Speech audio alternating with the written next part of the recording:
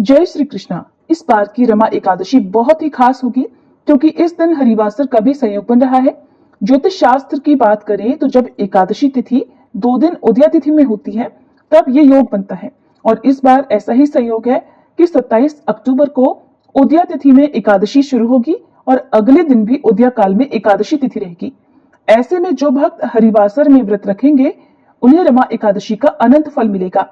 रमा एकादशी के अगले दिन पड़ने वाली द्वादशी को गोवत्स द्वादशी के नाम से जाना जाता है और जो भक्त इस दिन उपवास रखते हैं उन्हें गाय के दूध से बनी कोई भी वस्तु का सेवन नहीं करना चाहिए, यानी कि गाय का दूध इस दिन पूजा में या सेवन में वर्जित माना जाता है। गाय के बजाय आप भैंस के दूध का प्रयोग कर सकते हैं।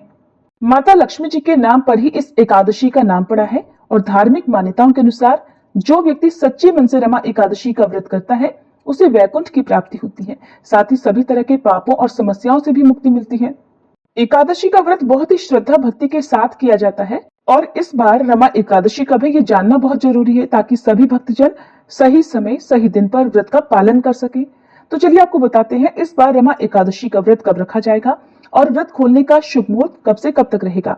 इस बार एकादशी की तिथि प्रारंभ होगी 27 अक्टूबर रविवार सुबह 5:25 से और समाप्त होगी 28 अक्टूबर सोमवार को सुबह 7:51 पर।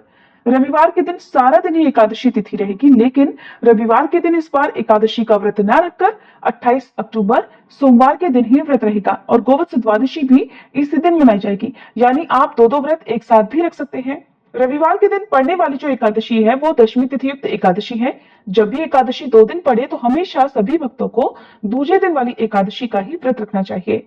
द्वादशी तिथि प्रारंभ होगी 28 अक्टूबर सोमवार को सुबह 7:52 से और 29 अक्टूबर मंगलवार को सुबह 10:32 पर तिथि समाप्त होगी और द्वादशी तिथि लगते ही हरिवासर का समय भी शुरू हो जाएगा जो लगभग 5 से 6 घंटे तक रहता है। अब पहले जानते हैं एकादशी के दिन रहने वाले मुहूर्तों के बारे में।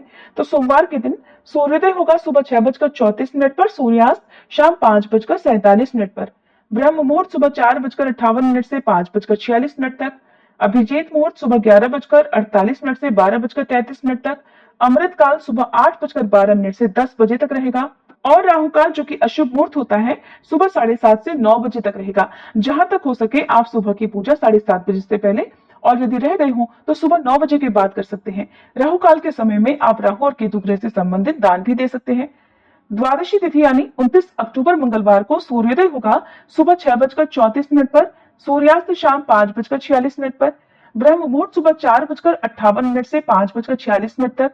अमृत काल सुबह 10:25 से 12:13 तक रहेगा। अभिजीत मुहूर्त सुबह 11:48 से 12:32 तक रहेगा और इस दिन राहु काल दोपहर 3 बजे से 4:30 बजे तक रहेगा। क्योंकि सोमवार को एकादशी का व्रत और गोवत्स द्वादशी दोनों ही है तो शाम के समय गोधूली बेला में गोवत्स द्वादशी की पूजा की जाती है। गाय बछड़ों का पूजन किया जाता है, गौशाला में दीपदान किया जाता है। तो आप गोधूली मुहूर्त यानी शाम 5:39 से 6:05 के बीच में गोवत्स द्वादशी की गाय और बछड़े की पूजा कर सकते हैं। हरिवासर का समय 28 अक्टूबर सोमवार को दोपहर 1 बजे तक समाप्त होगा। ध्यान रखिएगा बहुत से भक्त ऐसे भी होते हैं जो केवल सुनकर यानी जिस दिन एकादशी लग जाती है उसी दिन से व्रत रखना शुरू कर देते हैं, उसी दिन व्रत रखते हैं। तो ऐसे में कुछ लोग रविवार के दिन जरूर व्रत रखेंगे तो उन्हें दोपहर में अगले दिन सोमवार को 1 बजे से 3 बजे के बीच में ही व्रत का पारण करना होगा। इससे पहले व्रत पारण करने का कोई भी मुहूर्त नहीं है। और सोमवार के दिन एकादशी का उपवास रखने वाले भक्तों को 29 अक्टूबर मंगलवार को सुबह 6:34 से 9:35 के बीच में अपना व्रत खोलना होगा। एकादशी से एक दिन पहले दशमी तिथि के नियमों का पालन किया जाता है। तो ऐसे में जिस दिन भी आप जिस तिथि में भी आप एकादशी का उपवास रखते हैं, चाहे 27 अक्टूबर या फिर 28 अक्टूबर, उससे एक दिन पहले ही आपको दशमी तिथि के नियमों का पालन करना चाहिए।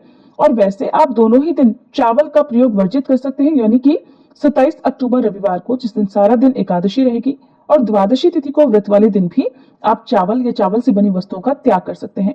जब भी एकादशी का इस प्रकार का संयोग पड़ता है तो बहुत से वैष्णव भक्त दोनों ही दिन व्रत रखते हैं और यदि दोनों दिन व्रत रखना संभव ना हो तो कम से कम कुछ नियमों का पालन जरूर कर सकते हैं, जैसे कि आप तुलसी के पत्ते ना तोड़ें, चावल या चावल से बनी वस्तुओं का सेवन ना करें, लहसुन प्याज का प्रयोग ना करें और इस दिन आप भूखे लोगों को भोजन करा सकते हैं या दक्षिणा आदि या मौसमी वस्त्रों का दान दे सकते हैं।